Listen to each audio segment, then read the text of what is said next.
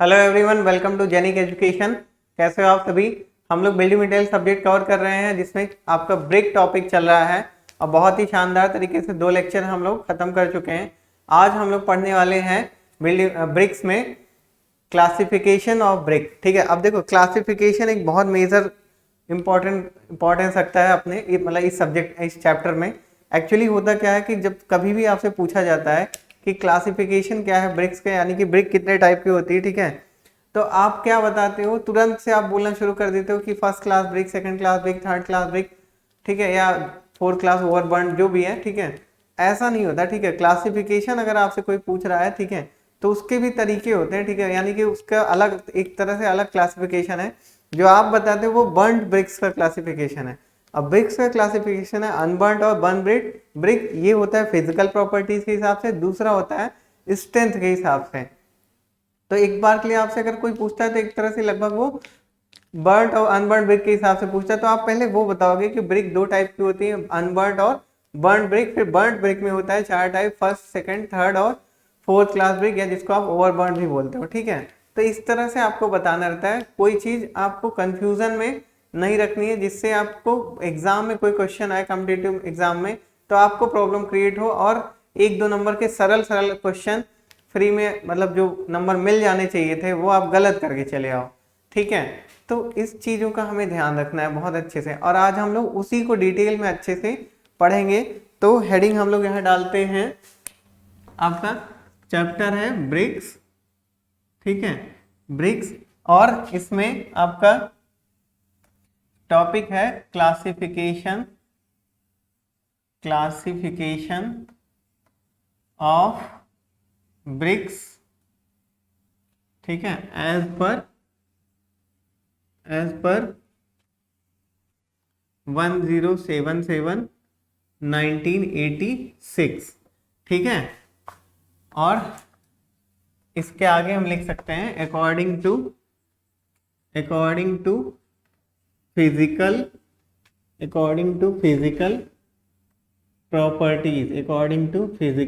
Properties. तो देखिए classification of brick as per, ठीक है, 1077 1986 एज पर फिजिकल प्रॉपर्टीज। तो इसमें आपको बताना है कि जैसे जो फर्स्ट क्लासिफिकेशन होगा वो आपका क्या होगा कि आपका सबसे पहले तो आएगा अनबर्न्ड ब्रिक, जिसको आप बोलते हो हिंदी में कच्ची ईंटें, ठीक है, अनबर्न्ड ब्रिक्स। और नंबर 2 आएगा आपका बर्न्ड ब्रिक्स, ठीक है, बर्न्ड ब्रिक्स यानी कि पक्की ईंटें। तो अनबर्न्ड ब्रिक जो होता है, ठीक है, ये क्या होती है, जैसे आप जब मोल्ड में से मोल्ड कर लेते हो ब्रिक को, ठीक है, अब मोल्ड से निकली हुई ब्रिक अनबर्न्ड, जो कि अभी आपको बर्निंग के लिए भेजना है किल्न में, तो वो होती है अनबर्न्ड ब्रिक, ठीक है। इसमें स्ट्रेंथ लगभग होती है 15 से 30 किलोग्राम पर सेंटीमीटर स्क्वायर, ठीक है। और बर्न्ड ब्रिक्स जो है ये, ठीक है, बर्न्ड ब्रिक्स में क्या होता है, 4 टाइप होते हैं, ठीक है, एक एक करके हम लोग लिखते हैं। फर्स्ट क्लास ब्रिक्स, ठीक है, सेकंड क्लास ब्रिक्स,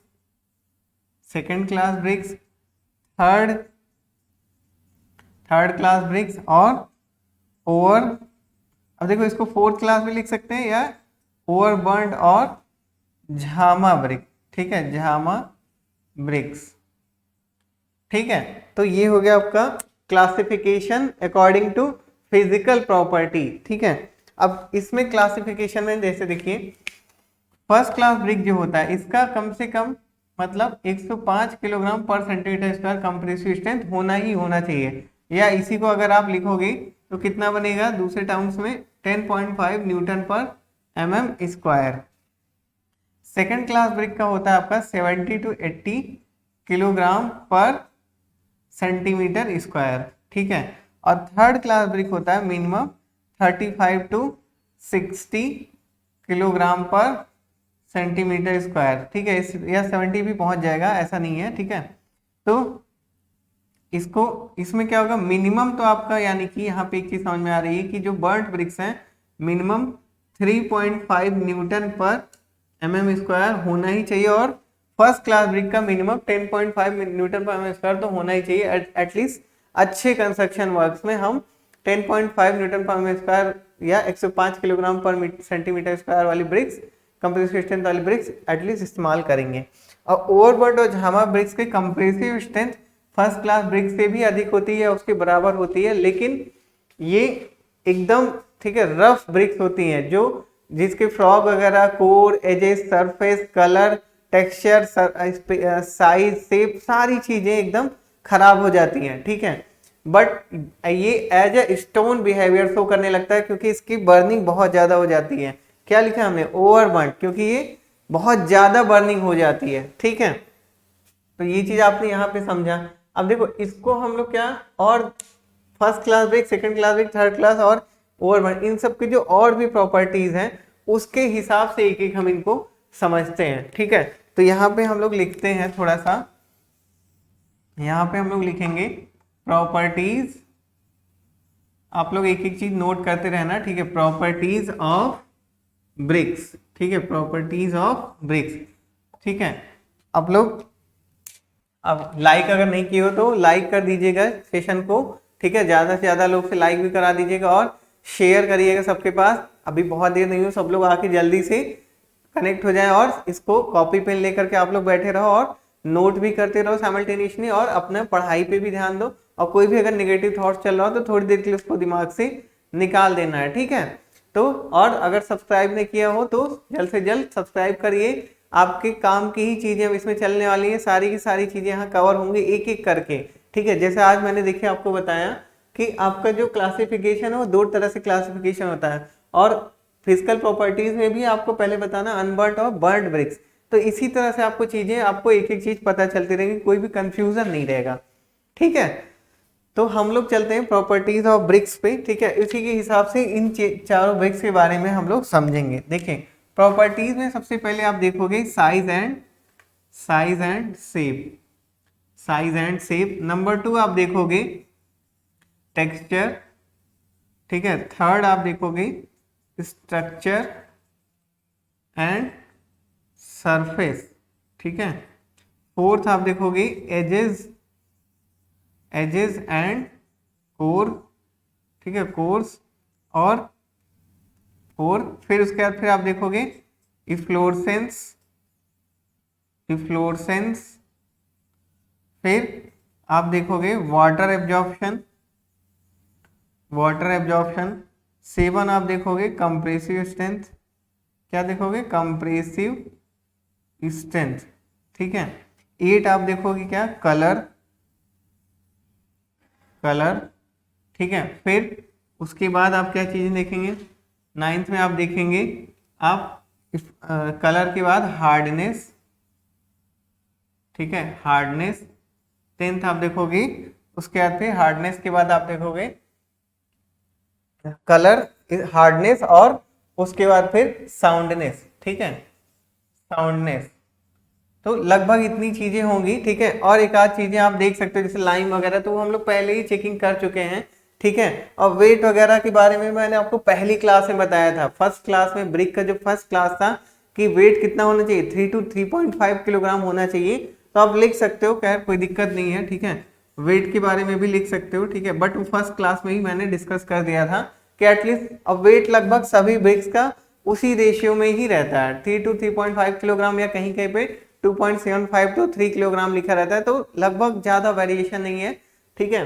तो देखो इतनी प्रॉपर्टीज होनी चाहिए, ठीक है। इन प्रॉपर्टीज के बारे में एक एक चीज हम डिस्कस करेंगे। देखिए आपका जो फर्स्ट क्लास ब्रिक होता है उसका साइज आपको बताया है 19 × 9 × 9, ठीक है। कितना एरर चलेगा साइज में, ठीक है, वो आगे बताएंगे कि मान लीजिए कुछ अगर 1 आध मिलीमीटर कम ज्यादा है तो आप उसको देख सकते हो, इसको डायमेंशन भी बोल सकते हैं। और शेप जैसा आपको बताया, जैसा मोल्ड में आप ढालते हो, मोल्ड करते हो, सेम ऐसे ही होना चाहिए बर्निंग के बाद भी, आफ्टर बर्निंग भी आपका शेप वैसा ही होना चाहिए। कोई भी एजेस, कोर्स में कोई भी एज और कोर में यानी कि किनारे वगैरह में कोई काम प्रॉब्लम नहीं आनी चाहिए, ठीक है।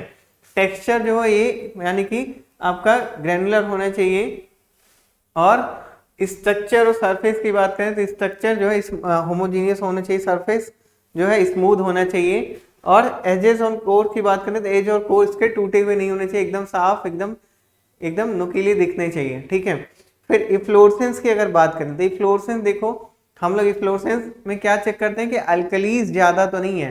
तो ये चेक करने के लिए क्या करते हैं हम लोग, पहले ही शुरुआत में देख लेते हैं कि ब्रिक जो बनी है, ब्रिक की सॉइल, उसी समय एक बार चेक करते हैं कि सॉइल में अल्कली पार्टिकल्स तो ज़्यादा नहीं है। और अगर हमारे पास ब्रिक बन के आ चुकी है तब कैसे चेक करेंगे, तो उसके एक टेस्ट है, आगे देखेंगे, इफ्लोरेसेंस का टेस्ट होता है बाकायदा, ठीक है। फिर वाटर एब्जॉर्प्शन का भी टेस्ट है, आगे वो भी देखेंगे, बट यहाँ पे हम परसेंटेज लिख लेते हैं कि कितना वाटर एब्जॉर्प्शन मैक्सिमम होना चाहिए। तो फर्स्ट क्लास ब्रिक का होना चाहिए अपने वेट का 1/6 भाग, या फिर हम लिख सकते हैं 15 to 20%।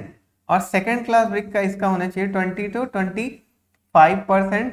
और थर्ड क्लास ब्रिक आपका 25 to 30%, ठीक है, ये आपका रहेगा। और जो ओवरबर्न और झामा ब्रिक होती है, मैंने बताया ना as a stone behaviour show करती है, तो ये 5 to 10% ही होता है, उससे ज़्यादा नहीं होता है, ठीक है। तो ये हो गया आपका वाटर एब्जॉर्प्शन। और कंप्रेसिव स्ट्रेंथ की बात करें तो कंप्रेसिव स्ट्रेंथ मैंने आपको यहाँ पे लिख दिया है पहले ही कि 105 किलोग्राम पर सेंटीमीटर स्क्वायर, फिर 70 to 80 सेकेंड क्लास ब्रिक का, 35 to 60 थर्ड क्लास ब्रिक का, और अनबर्न का 15 to 30 किलोग्राम पर सेंटीमीटर स्क्वायर। और न्यूटन में भी जो क्वांटिटी चाहिए लिख दिया है। आपसे कभी कभी क्वेश्चन पूछा जाता है कि मिनिमम कंप्रेसिव स्ट्रेंथ ब्रिक का कितना होना चाहिए, तो आप लिख दोगे, न्यूटन में पूछेगा तो 3.5 न्यूटन पर मीटर स्क्वायर, यानी कि 3.5 न्यूटन पर मीटर स्क्वायर। और इसमें दूसरे में 35 to 60 किलोग्राम पर 35 किलोग्राम पर सेंटीमीटर स्क्वायर लिख दोगे आप। और उसका कलर की बात करें तो कलर जो है यूनिफॉर्म होने चाहिए, कि पूरे के पूरे ब्रिक में सेम कलर होने चाहिए। और कैसा कलर मैंने आपको बताया, चेरी रेड कलर होना चाहिए। और हार्डनेस की बात करें तो हार्डनेस में आप क्या करोगे कि अगर कोई ब्रिक है, ठीक है, तो आप क्या करोगे, अपने नेल से उस पर स्क्रैच लगाने की कोशिश करोगे। अगर स्क्रैच बन जाता है तो इसका मतलब कि वो फर्स्ट क्लास ब्रिक नहीं है, उसमें हार्डनेस अच्छी नहीं है, हार्ड नहीं है, ठीक है। और स्क्रैच अगर नहीं बनता है तो ब्रिक जो है आपकी हार्डनेस उसमें वो हार्ड है, ठीक है।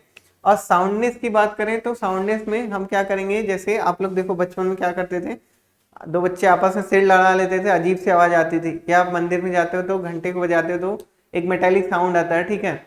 तो सिर लड़ाने में उतना अच्छी आवाज नहीं आती, तो वो हो जाएगा थर्ड क्लास ब्रिक। मतलब कि खराब सी आवाज आए, ढप ढप की आवाज आए, तो आप क्या समझोगे थर्ड क्लास ब्रिक। और फर्स्ट क्लास ब्रिक में मेटालिक साउंड आएगा जब आप दो ब्रिक को आपस में टकराओगे। अब वेट की बात करें तो पहले ही लगभग आपको बता दिया था 3 to 3.5 किलोग्राम वेट होना चाहिए। अब अगर सेकेंड क्लास ब्रिक की ओर बढ़ते हैं तो थोड़ा बहुत ये चीज़ें चेंज हो जाती है, जैसे साइज शेप में थोड़ा बहुत, ठीक है, डिफॉर्मेशन, थोड़ा बहुत चीज़ें चलने लगेंगी।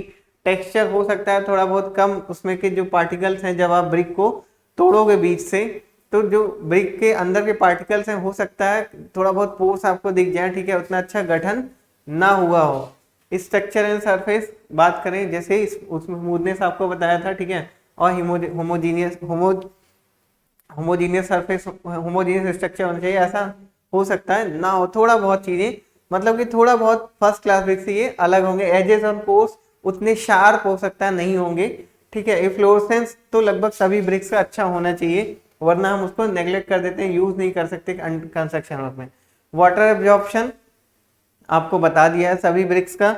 कलर हो सकता है थोड़ा बहुत जगहों पे चेरी रेड के बजाय थोड़ा हल्का हो गया हो, ठीक है। हार्डनेस हो सकता है स्क्रैच से निशान बने, ठीक है, बट सेकंड क्लास तक के ब्रिक तक में भी निशान बहुत कभी कभी बनता है, कभी नहीं भी बनता है, ठीक है, जैसे आपने सॉइल यूज किया हो। और साउंडनेस, ठीक है, मेटालिक साउंड उतना अच्छा नहीं आएगा, ठीक है। वेट लगभग सभी ब्रिक्स का एक समान ही रहता है लगभग में। तो थर्ड क्लास ब्रिक में ये सारे जितनी प्रॉपर्टीज हैं सब एकदम वर्स्ट कंडीशन में चली जाएंगी। ना साइज शेप अच्छा होगा, ना टेक्सचर, ना स्ट्रक्चर सरफेस, ना एज एंड कोर, ना इफ्लोरेसेंस।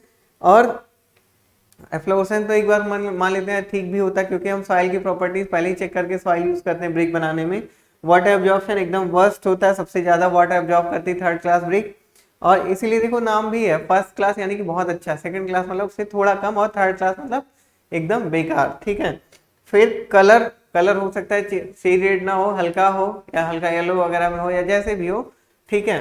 हार्डनेस यानी कि ब्रिक बहुत ज्यादा हार्ड नहीं रहेगी, ठीक है। और आपका साउंडनेस की बात करें तो मेटेलिक साउंड बिल्कुल नहीं आएगा, जब आप चोट करोगे तो बहुत अजीब सा गंदा सा साउंड आएगा, ठीक है, जो कि आपको सुनने में अच्छा शायद ना लगे। ठीक है, अब वेट लगभग मैंने आपको बताया ना कि ब्रिक का वेट लगभग 3 किलोग्राम तक होता ही है, तो उससे कोई दिक्कत नहीं है। ठीक है, तो ये हो गया आपका क्या, classification of brick as per, ठीक है, अकॉर्डिंग टू फिजिकल प्रॉपर्टीज। ठीक है, इसमें इतनी चीजें होती हैं, अच्छे से आप लोग नोट कर लीजिए। ठीक है, अब नेक्स्ट जो हमारा है टॉपिक, नेक्स्ट जो है classification of brick according to क्या होगा, their strength, according to their strength. तो एक बार बोर्ड को हम लोग साफ करते हैं। ठीक है, अकॉर्डिंग टू देयर स्ट्रेंथ यहाँ पे लिखना है। और स्ट्रेंथ वाली चीजें भी देखो आपके एग्जाम में कई बार पूछी गई हैं। ठीक है, तो आपको बिल्कुल भी कंफ्यूज नहीं होना है। ठीक है, हर चीज को अच्छे से समझना है और अपने कॉपी में सारी चीजें नोट करते रहना है। ठीक है, क्योंकि यही चीजें होती हैं जो आप पढ़ने के बाद भी एग्जाम में कभी कभी कंफ्यूज हो जाते हैं, क्योंकि टाइम से अच्छे से रिवीजन नहीं रहता आपका। और आपको क्या करना है, ये जो आपकी नोट्स बन रही है इसको आप अपने आसपास ही रखो। ठीक है, स्टडी टेबल के पास या जहाँ पे भी आप पढ़ते हो, और जब भी कहीं से आओ तो एक बार ऐसे पलट लिया करो। ठीक है, तो चीजें आपको रिकॉल हो जाएंगी और अच्छे से इस क्लास को ही देखोगे तो आधी से ज्यादा डाउट आपके यहीं फिनिश हो जाएंगे, खत्म हो जाएंगे।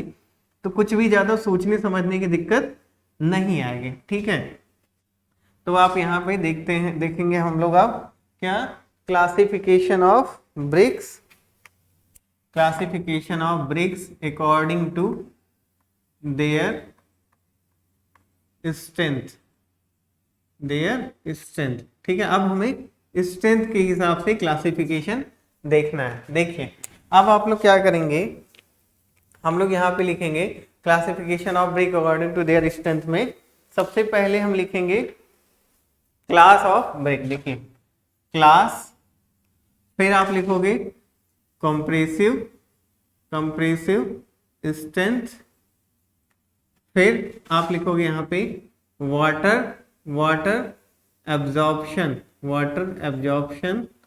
ठीक है, फिर उसके बाद आप लिखोगे इफ्लोरेसेंस, क्या लिखोगे, इफ्लोरेसेंस।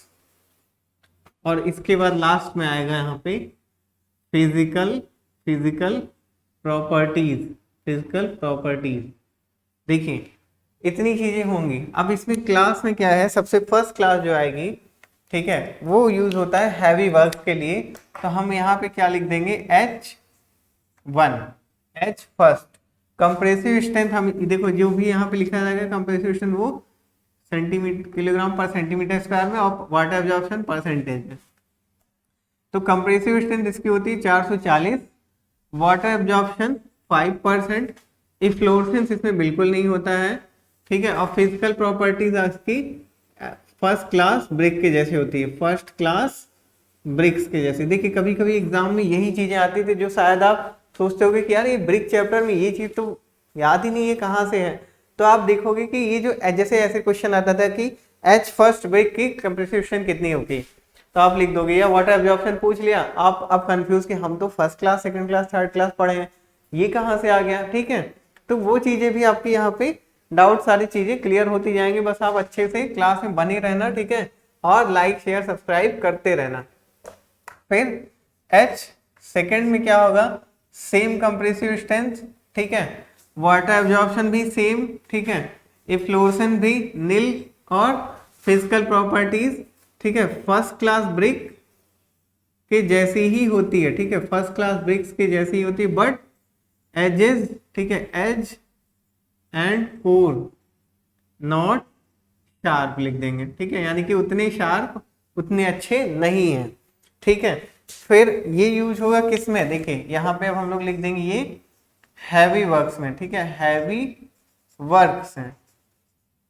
अब शुरू करेंगे क्या, F यानी कि फेसिंग, फेसिंग वर्क्स में ये यूज होगा। तो F क्या लिखेंगे, 1। कंप्रेसिव स्ट्रेंथ इसकी होती है 175 किलोग्राम पर centimetre square, water absorption 12%, efflorescence लिख देंगे वेरी लेस, बहुत कम इफ्लोरेसेंस होती है। ठीक है, और फिजिकल प्रॉपर्टीज लिख देंगे H फर्स्ट के जैसी। और यहाँ पे भी थोड़ा सा एक चीज होता है कि इसमें लिख देंगे कि मोर, या वाटर एब्जॉर्प्शन अधिक हो जाएगा, वाटर एब्जॉर्प्शन। ठीक है, वाटर एब्जॉर्प्शन इंक्रीज कर जाएगा। आप ये सिंबल बना देंगे तो इससे समझ में आ जाएगा कि इसमें वाटर एब्जॉर्प्शन इंक्रीज कर जाता है। अब आपका F2 यहाँ पे लिखेंगे F second, same compressive strength, ठीक है, वाटर एब्जॉर्प्शन भी सेम, ठीक है, इफ्लोरेसेंस थोड़ा अधिक रहेगा, ठीक है, और यहाँ पे ये ब्रिक कैसे रहेंगे F1, और इसमें भी वाटर एब्जॉर्प्शन थोड़ा अधिक होगा और एजेस और कोर भी शार्प नहीं होंगे, ठीक है।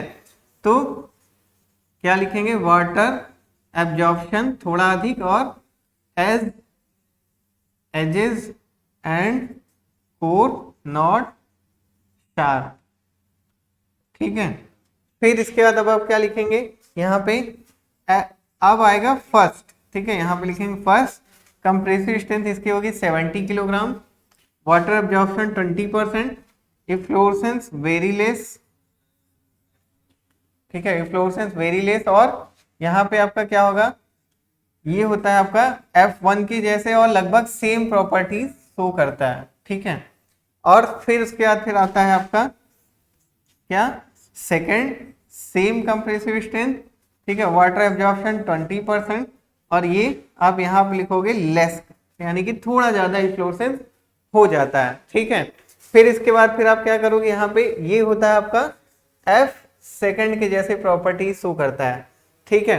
तो ये हो जाता है आपका क्या, एक तो हैवी वर्क्स के लिए 2 हो गया, फेसिंग में 4, ठीक है, और अब क्या होगा आपका यहाँ पे लिखेंगे हम लाइट वर्क्स, यानी कि लाइट वर्क्स,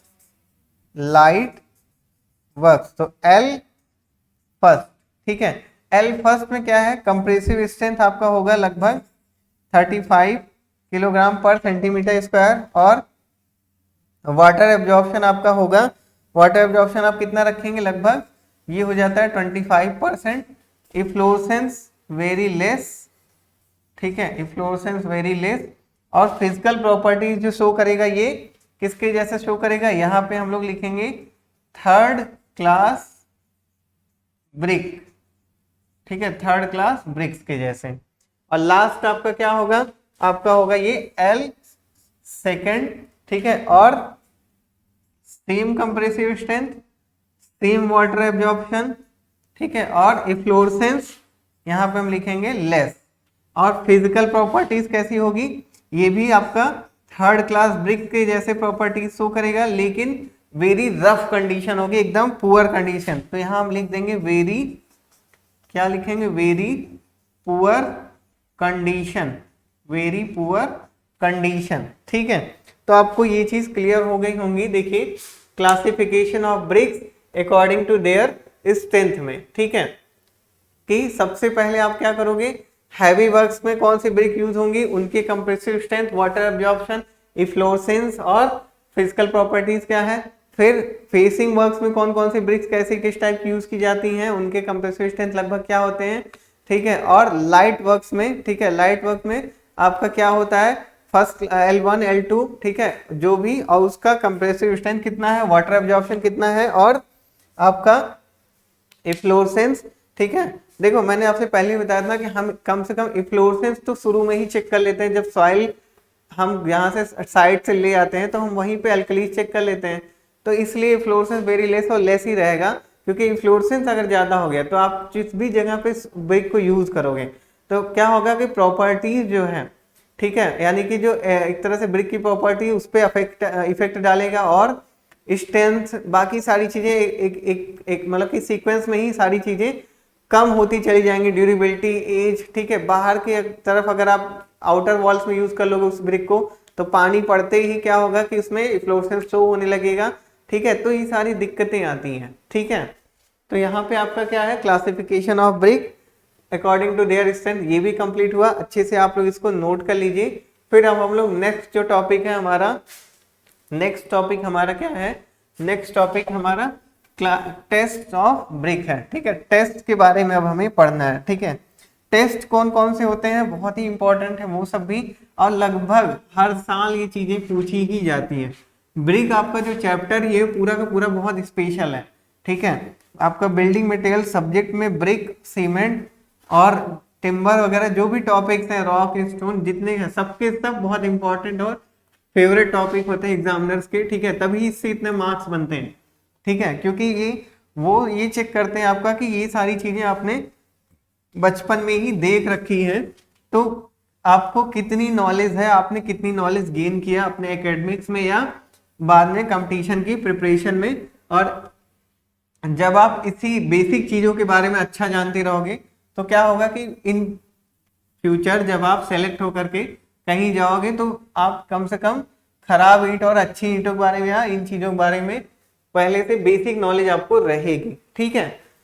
तो अब हम क्या करेंगे, यहाँ पे लिखेंगे क्या, टेस्ट ऑफ ब्रिक, क्या लिखेंगे, टेस्ट ऑफ ब्रिक्स, ठीक है। देखिए टेस्ट ऑफ ब्रिक्स में कौन कौन से टेस्ट हैं, थोड़ा सा हम लोग वो जान लेते हैं, फिर उसके डिटेलिंग आगे देखेंगे।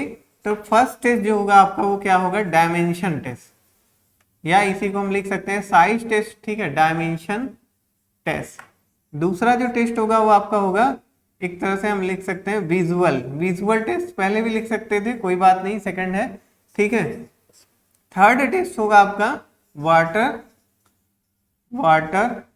एब्जॉर्प्शन टेस्ट, ठीक है। फोर्थ आपका होगा कंप्रेसिव स्ट्रेंथ टेस्ट, और फिफ्थ आपका होगा इफ्लोरेसेंस, जो मैंने आपको बताया था कि आगे टेस्ट है इफ्लोरेसेंस का, तो इफ्लोरेसेंस टेस्ट, देखिए इफ्लोरेसेंस टेस्ट। तो ये 5 तरह के टेस्ट होते हैं ब्रिक्स में, ठीक है, 5 तरह के टेस्ट होते हैं ब्रिक्स में। और इसमें डायमेंशन टेस्ट में हमें ये जानना होता है कि कितनी परसेंटेज का, ठीक है, एरर आगे पीछे हो सकता है। Water absorption, visual test, compressive, अब जैसे वाटर एब्जॉर्प्शन जो मैंने आपको बताया था first class, second class, third class brick का, तो वो उसका हमें वो टेस्ट करना है। हो सकता है आपने डिप्लोमा या बीटेक में अपने ये लैब में ये टेस्ट किए होंगे, कंप्रेसिव स्ट्रेंथ टेस्ट भी किया होगा हो सकता है, ठीक है, कंप्रेसिव स्ट्रेंथ भी आपको बताया था। फिर इफ्लोरेसेंस टेस्ट में भी कैसे देखते हैं कि जो व्हाइट स्पॉट्स इस पे बन रहे हैं वो कैसे बनेंगे, क्या कौन सा टेस्ट हमें करना पड़ता है, ठीक है। और डायमेंशन में बता ही दिया आपको। और विजुअल टेस्ट में देखो, विजुअल टेस्ट इस एक तरह से बहुत कोई ऐसा टेस्ट नहीं है कि आपको कुछ उसमें करना है, बस आपको अपने आंखों से देख करके बताना है कि क्या ये ब्रिक आपका कंस्ट्रक्शन वर्क्स में यूज करने लायक है या नहीं है, ठीक है। तो जो कुछ चीजें आपने प्रॉपर्टीज में पढ़ी थी उसके हिसाब से आपको यहाँ पे चीजें बतानी रहती हैं, ठीक है। अब फिलहाल में तो आपको अपना कंपटीशन निकालना है, ठीक है, तो उसके हिसाब से भी ध्यान देते रहना है हर चीज, और कुछ भी अगर दिक्कत आती है तो वो आप समझते चलेंगे, ठीक है। बाकी देखो अब हम लोग क्या करेंगे, सबसे पहले हम लोग डायमेंशन टेस्ट एक देख लेते हैं, ठीक है। डायमेंशन टेस्ट में हम क्या करते हैं कि डायमेंशन टेस्ट में हम जितना हमारी ब्रिक की साइज होती है, standard size of brick 19 × 9 × 9 centimetre होती है स्टैंडर्ड साइज ऑफ ब्रिक। तो इसमें हम क्या करते हैं कि अगर ब्रिक में जैसे क्या है 1-2 मिलीमीटर लंबाई चौड़ाई ऊंचाई में थोड़ा बहुत कमी आ जाती है, तो वही हमें चेक करना है। और इसमें हम ये बताते हैं कि प्लस माइनस कितना, प्लस माइनस 2% की एरर परमिसिबल है, यानी कि 2% अगर कम ज्यादा होता है तो परमिसिबल है, लेकिन हो सकता है कहीं कहीं पे अगर प्लस माइनस 3% लिखा हो तो वो भी ठीक है, कोई दिक्कत नहीं है। तो आप क्या करोगे कि आप जैसे एक, ऐसा नहीं कि किसी एक ब्रिक में ये होता है, हम टेस्ट कैसे करते हैं, 20 ब्रिक्स को हम एक लाइन में लगा लेते हैं, 20 ब्रिक्स को एक लाइन में लगा लेते हैं, और जैसे लेंथ के अकॉर्डिंग हमने लगा लिया, ठीक है, जैसे 1 2 3 4, ठीक है, ऐसे ही इसी तरह ये आगे आपका बढ़ता हुआ चला जाएगा। तो ये कितने 20 ब्रिक्स हैं, और इस एक यहाँ पे लेंथ क्या है 19, तो 19 × 20 अगर करेंगे हम लोग तो कितना आएगा आपका 380 सेंटीमीटर, ठीक है। अब मैंने क्या बताया कि प्लस माइनस 2% एरर परमिसिबल है, तो यानी कि 2% अगर ज्यादा है टोटल लेंथ, यानी कि इसको हम नाप लेंगे तो 380 सेंटीमीटर आना चाहिए, बट अगर 2% अधिक है 2% कम आ रहा है तो कोई दिक्कत नहीं है। तो कितना हो जाएगा 387.6 सेंटीमीटर है, या 372.4 सेंटीमीटर है, तो भी कोई दिक्कत नहीं है, यही तो परमिसिबल है, ठीक है, यही अनुमान्य है कि इतनी आपकी जो एरर है वो चल जाएगी। और सेम चीज को, सेम ब्रिक्स को अब हम लेंथ के डायरेक्शन में, अरे विड्थ के डायरेक्शन में रखते हैं, ठीक है, विड्थ के हिसाब से, ठीक है। इसे ही 20 ब्रिक्स को हमने रख दिया है और सबका क्या विड्थ कितना होता है 9, विड्थ तो हाइट सब 9 होता है, तो कितना होगा 20 इंटू 9 इक्वल टू 180।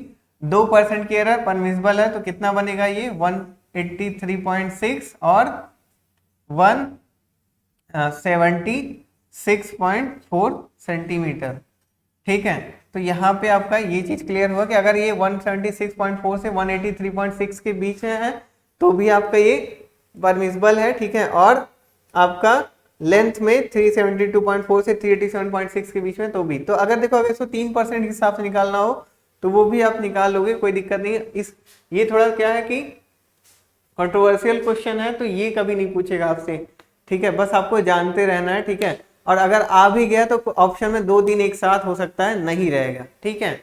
तो यहाँ पे हमने पढ़ लिया डायमेंशन टेस्ट। अब नेक्स्ट क्लास में हम लोग देखेंगे visual test, water absorption, compressive strength और इफ्लोरेसेंस टेस्ट के बारे में, ठीक है।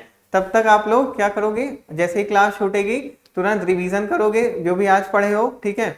और नेक्स्ट क्लास में आने से पहले आप अच्छे से एक बार फिर से लेक्चर को रिवाइज करोगे, ठीक है। बाकी आप अपना पढ़ाई करते रहिए, क्वेश्चन पे ध्यान देते रहिए, ठीक है।